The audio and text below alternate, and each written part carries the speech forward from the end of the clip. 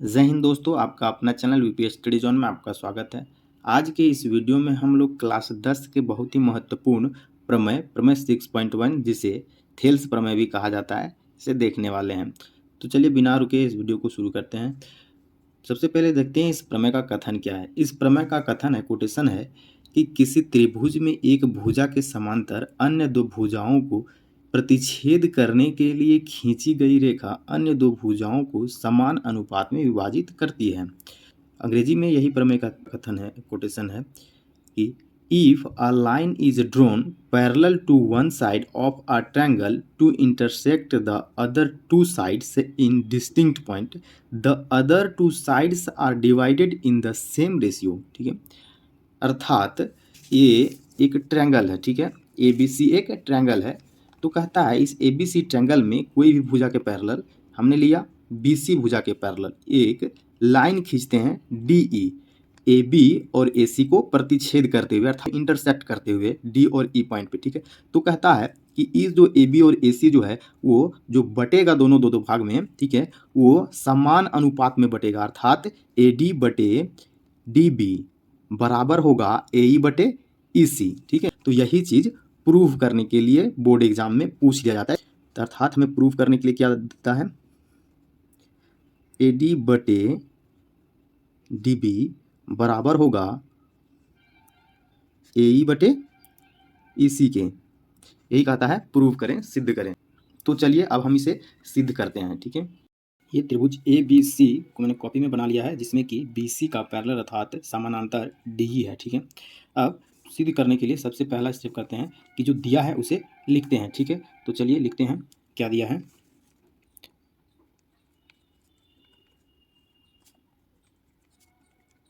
दिया है त्रिभुज ABC में BC पैरेलल है DE का, अर्थात BC समानांतर है DE का। ठीक है, तो लिखेंगे त्रिभुज ABC में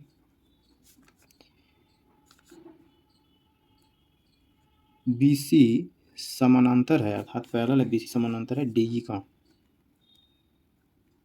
ठीक है, BC समानांतर DE ये दिया हुआ है। ठीक है, उसके बाद अगला तथ्य लिखेंगे, सिद्ध करना है। क्या लिखेंगे, सिद्ध करना है।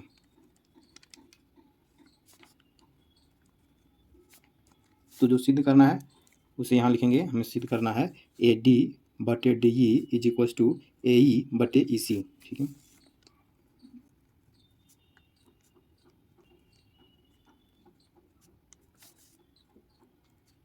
AD बटे DB is equal to AE बटे EC। ठीक है, इसको हमें सिद्ध करना है। अब क्या करेंगे, सिद्ध करने के लिए हम लोग कुछ कंस्ट्रक्शन करते हैं, अर्थात रचना करते हैं। तो हमने रचना किया, इसमें देखिए ये रेड पेन से जो बनाया हुआ है वो पहले दिया हुआ त्रिभुज था। ठीक है, तो इसमें हमने रचना किया कि बिंदु B को बिंदु E से मिलाया और बिंदु D को बिंदु C से मिलाया। और दूसरी रचना एक और मैंने किया कि AB पे, ठीक है, भुजा AB पे PE परपेंडिकुलर खींचा और AC पे DQ परपेंडिकुलर खींचा। तो इसे लिखेंगे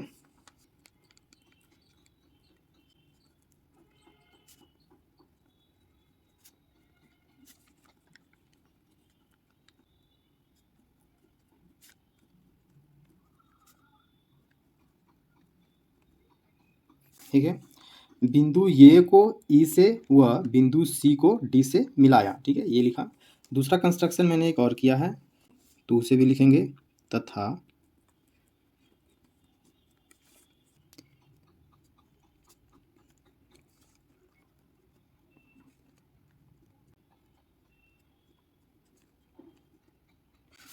अर्थात PE परपेंडिकुलर टू AB और DP परपेंडिकुलर टू AC, ये हमने लिख दिया। ठीक है, अब इस रचना के बाद हम लोग क्या करते हैं, उपपत्ति लिखते हैं। ठीक है, उपपत्ति अर्थात प्रूफ। इसके बाद हम लोग अब प्रूफ करना शुरू कर देंगे। ठीक है, तो इसे लिखते हैं हिंदी में उपपत्ति।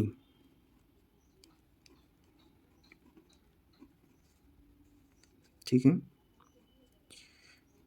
क्या लिखते हैं, उपपत्ति। अब उपपत्ति में हम लोग त्रिभुज ADE को, इस त्रिभुज को अब इस त्रिभुज से कंपेयर करेंगे। ठीक है, DEB में। ठीक है, तो त्रिभुज ए डी ई व त्रिभुज बी डी ई। ठीक है, इस त्रिभुज को लेते हैं और कंपेयर करते हैं। कंपेयर क्या करना है, ये देखिए ये त्रिभुज एक ही त्रिभुज है। ठीक है, ये त्रिभुज एक त्रिभुज इसके दो भागों में डिवाइड किया है, तो हम यही करेंगे, इसका एरिया को इसके छोटे इस त्रिभुज के एरिया को इस एरिया से डिवाइड करेंगे। ठीक है, तो वही लिखेंगे।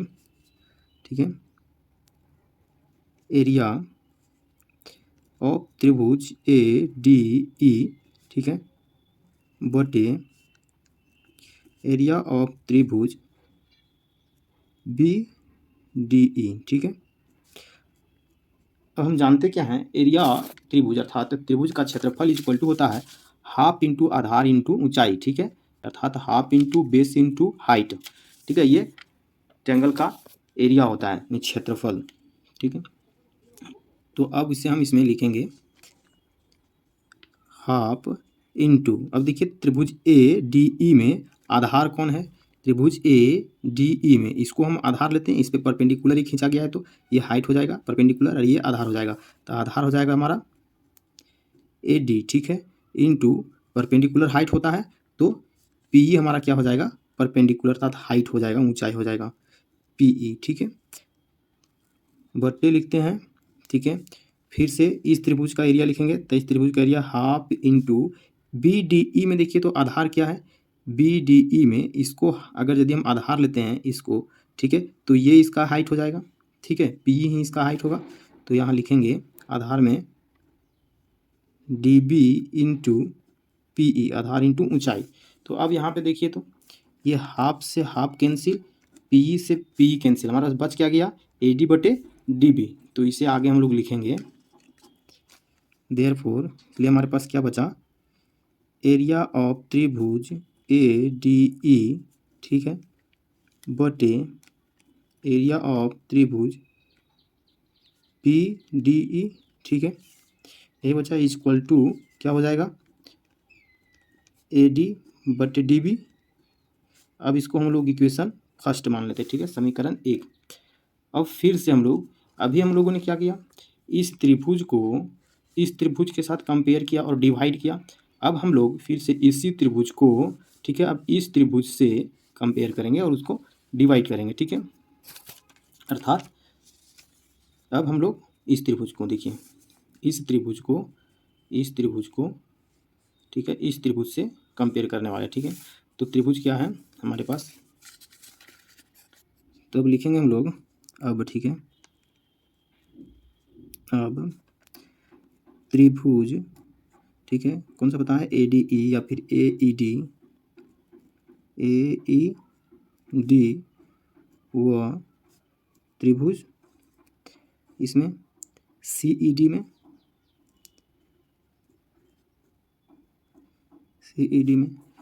अब इसको भी क्या करेंगे, देखिए तो ये त्रिभुज एक है और इसे दो भाग में बांटा गया है। ठीक है, एक इधर है और एक इधर है, यानी कि डिवाइड है दो भाग में, तो यहाँ भी हम क्या करेंगे, डिवाइड कर देंगे, भाग करेंगे उसके एरिया को। ठीक है, तो लिखेंगे एरिया ऑफ त्रिभुज ए ई डी बटे, ठीक है,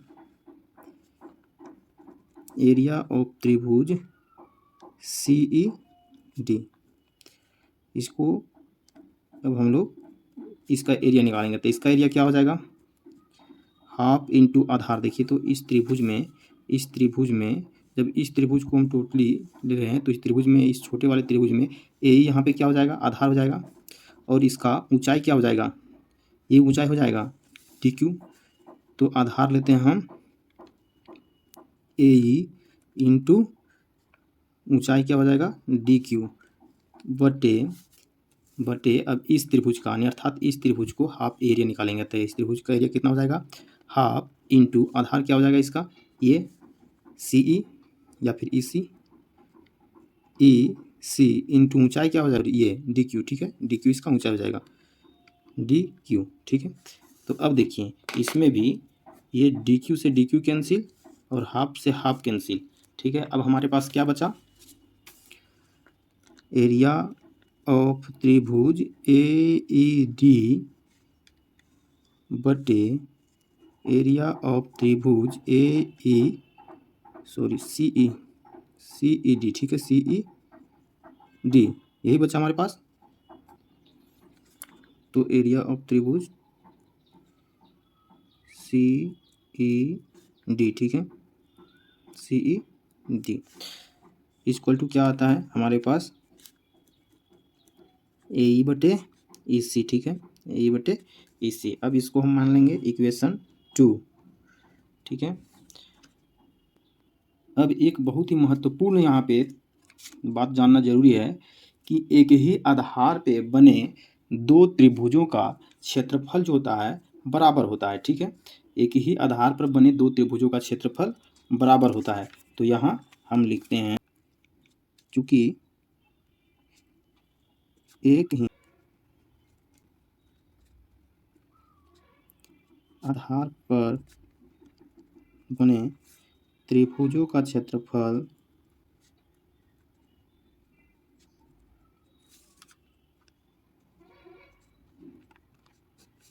बराबर होता है।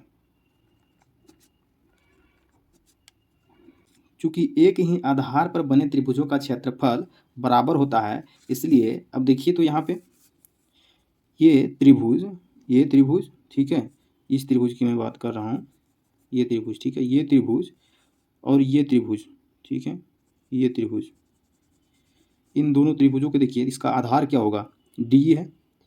इस डी पे के बेस पर ये दोनों त्रिभुज बना हुआ है, ये त्रिभुज और ये त्रिभुज। तो हम क्या कह सकते हैं यहाँ पे कि इस त्रिभुज का क्षेत्रफल, त्रिभुज बी डी ई का क्षेत्रफल त्रिभुज सी ई डी के क्षेत्रफल के बराबर होगा, ठीक है। अर्थात त्रिभुज क्या है, बी डी ई, ठीक है, त्रिभुज बी डी ई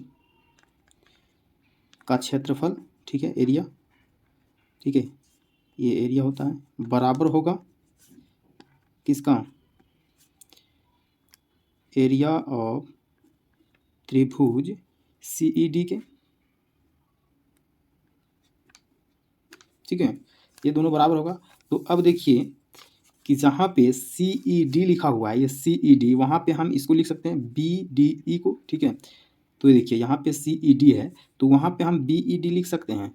तो इस प्रकार से हम क्या लिख सकते हैं, इसको हम पुट करेंगे इसका वैल्यू को यहाँ पे, तो यहाँ लिखेंगे समीकरण 2 से, इसलिए एरिया ऑफ त्रिभुज ए ई डी बटे, ये यहाँ पे लिख देंगे इसको, एरिया ऑफ त्रिभुज बी डी ई बराबर होगा इसका ए ई बटे सी ई सी, ए ई बटे ई सी के, इसको मानेंगे इक्वेशन 3, ठीक है। अब ये कहाँ से आया, तो ये आया है फ्रॉम इक्वेशन 2, समीकरण यहाँ पे लिख सकते हैं इसके पहले समीकरण 2 से, ठीक है। अब क्या करते हैं कि इक्वेटिंग इक्वेशन 1 और 3, ठीक है, यहाँ लिखेंगे नाउ, अब अंग्रेजी के बच्चे के नाउ इक्वेटिंग इक्वेशन 1 और 3, ठीक है।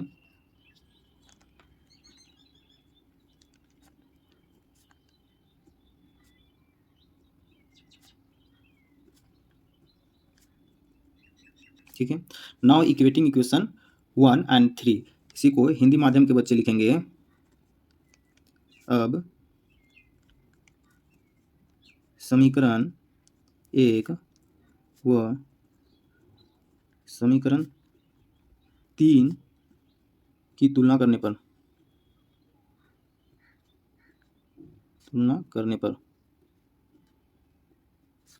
तुलना करते हैं तो क्या प्राप्त होगा हमारा, यहाँ पे इक्वेशन 1 में देखिए, तो इक्वेशन 1 में दिया है एरिया ऑफ त्रिभुज ए डी ई बटे एरिया ऑफ त्रिभुज बी डी ई, ठीक है, बराबर है ए डी बटे बी डी। अब देखिए तो यहाँ पे इक्वेशन 3 में भी सेम चीज़ कह रहा है, एरिया ऑफ त्रिभुज ए डी ई अर्थात ए ई डी बटे त्रिभुज एरिया ऑफ त्रिभुज बी डी ई बराबर है ए ई बटे इसी को। तब बोल सकते हैं हम डायरेक्ट कि ए डी बटे बी डी बराबर है ए ई बटे इसी के। तो यहाँ सीधे लिखेंगे, इक्वेटिंग करते हैं तो हमें प्राप्त होता है ए डी, ठीक है, बटे बी डी बराबर है ए बटे इसी के। अब यही चीज़ हमें प्रूफ करना था, तो यहाँ पे लिखेंगे प्रूव्ड। ठीक है, मतलब हिंदी माध्यम के बच्चे इति सीधा भी लिख सकते हैं, प्रूव्ड भी लिख सकते हैं। आज के वीडियो में इतना ही। वीडियो पसंद आया हो तो लाइक करें, अपने दोस्तों को शेयर करें, और यदि हमारे चैनल पे नए हैं तो चैनल को सब्सक्राइब करें। धन्यवाद।